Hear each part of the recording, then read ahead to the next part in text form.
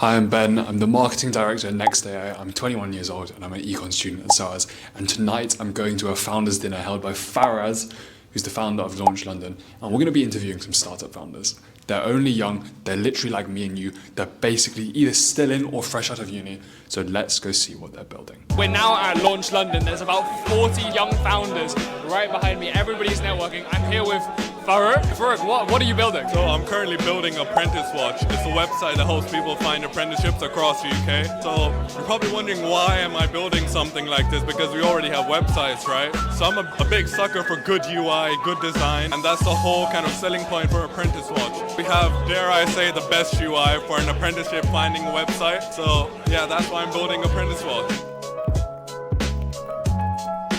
I mean, I agree. After looking at the UI, it is very nice. But do you think there's the space is already quite saturated? You've got places like Rate My Placement, Apprentigo. What's your strategy for combating and going against them? See, Apprentigo is a challenging foe. They're very good with marketing. You know, they were with Channel 4. Carlo's been doing stuff, but we're working with existing apprentices. You know, at a company like BlackRock, Accenture. We're trying to get them to improve our platform, you know, write articles like how they landed apprenticeships. That's kind of our setting different point. So we have a CV optimizer on our platform, and because you can find apprenticeships on our platform, you can optimize your CV for that specific apprenticeship without putting in the job description, because it does it automatically. You just upload your PDF and it tells you all the things that you have to improve. We're trying to create like a very integrated platform. Yeah, luckily I don't have to apply for apprenticeships, but I remember when I was applying, tuning every single CV to match the keywords and the action words of every application. I think the answer's something. It sounds pretty cool. Hopefully we see Farrukh on Channel 4 soon. I hope you heard that. We're going bigger than that. Sky News. Sky News, Sky News, Sky News. Channel 4 is our enemy now. No.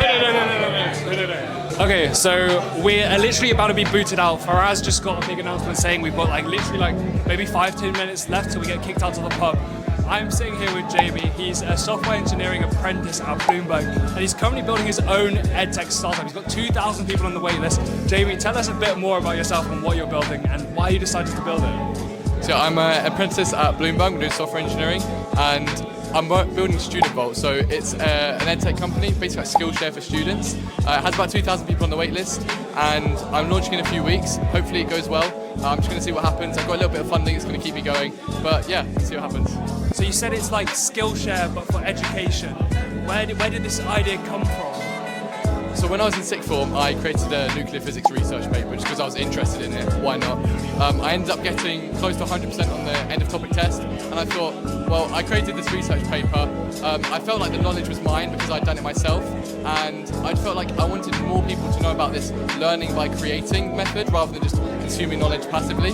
So this is why I'm building Student Vault. People can create content and share it with other students, and tutors can also share content and get paid for it. So you said you got 2,000 people on the wait list.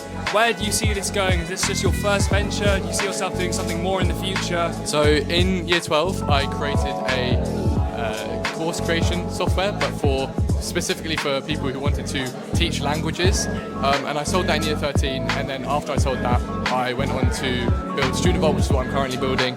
I've been working on it for about a year and a half, and I'm slowly perfecting it. I'm getting close to launching, but yeah, it's coming to the end of that kind of building process and starting to really get some traction and finding out what the market actually wants.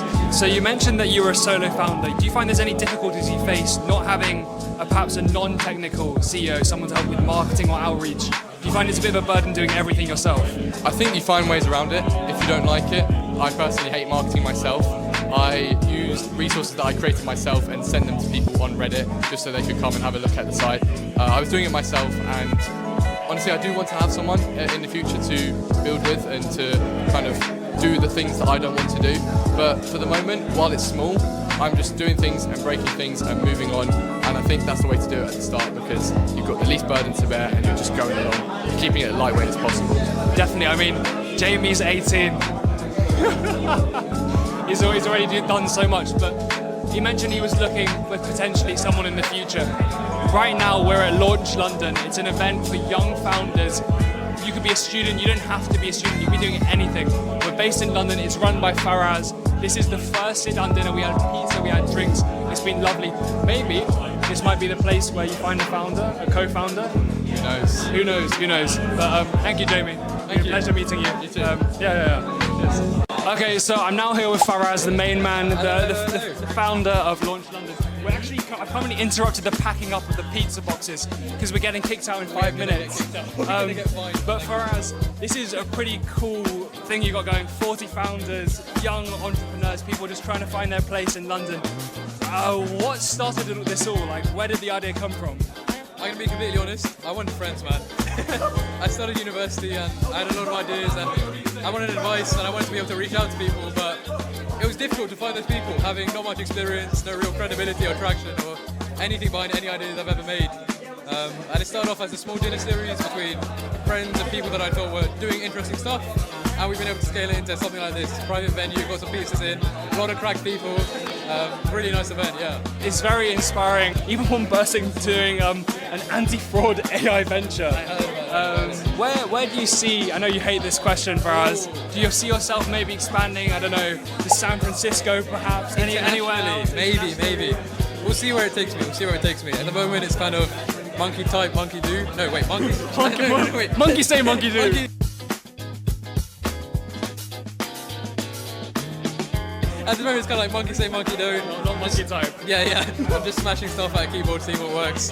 People are turning up, so we'll see where it takes me.